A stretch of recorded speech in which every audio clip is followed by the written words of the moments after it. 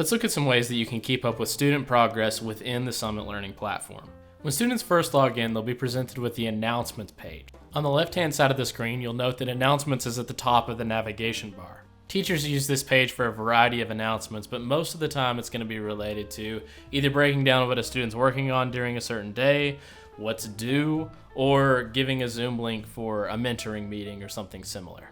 In my opinion, the best place to go to keep up with student progress is the Year tab in the left-hand navigation column. Once you click that, it's going to bring you to a page that looks something like this. This is a sample student view of a student who is completely caught up in Summit Learning. Keep in mind that Summit breaks things into two categories. Projects are basically another word for units. They're longer, they consist of several steps.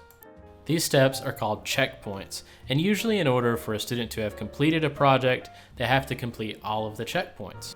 Let's zoom in closer and see what that looks like. This student successfully completed all parts of their science project.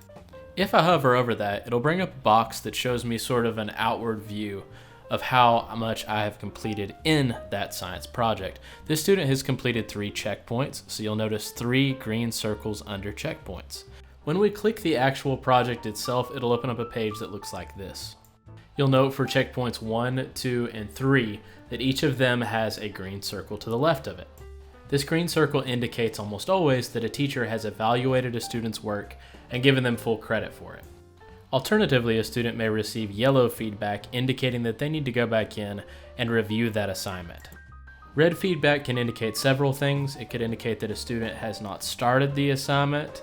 It could indicate that the student has started the assignment but not done it correctly and needs to go back and redo it.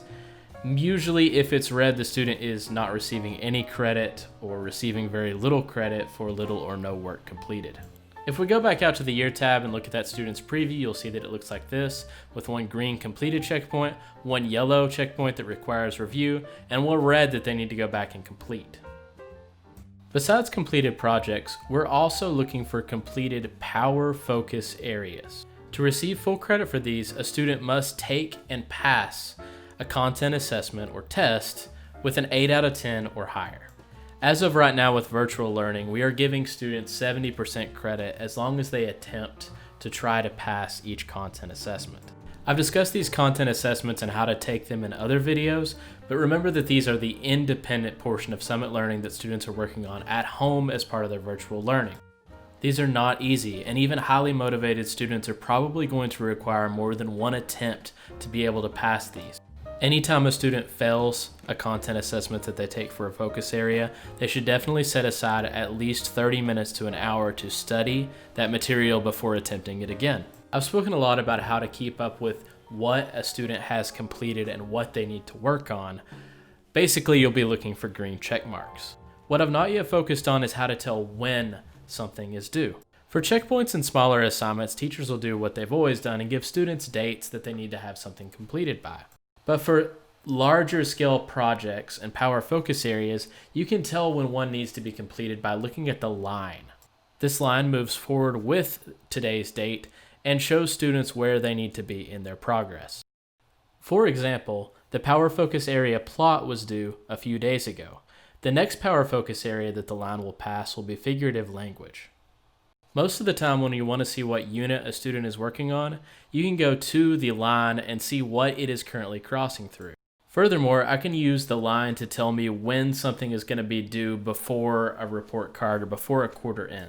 If you hover your mouse cursor over where it says Theme 6 at the bottom, it'll bring up that the line will cross it at December the 15th, meaning that Theme 6 will be the last power focus area due for students before Christmas break. The Progress tab on the left-hand navigation column also has some interesting information to help you keep up with student progress. That page looks like this. It breaks it down into both activity that a student's carried out within the Summit Learning platform, and it gives a snapshot of their courses and how they're doing. In this sample snapshot on the Activity tab, it looks like a student did really well on the week of October 19th through October 23rd, and then for the last couple weeks they haven't done anything within the platform at all. On the right, under Courses, it's showing that they're off track in everything. When you are on the Progress page, you may see it lists some grades for the different subject areas.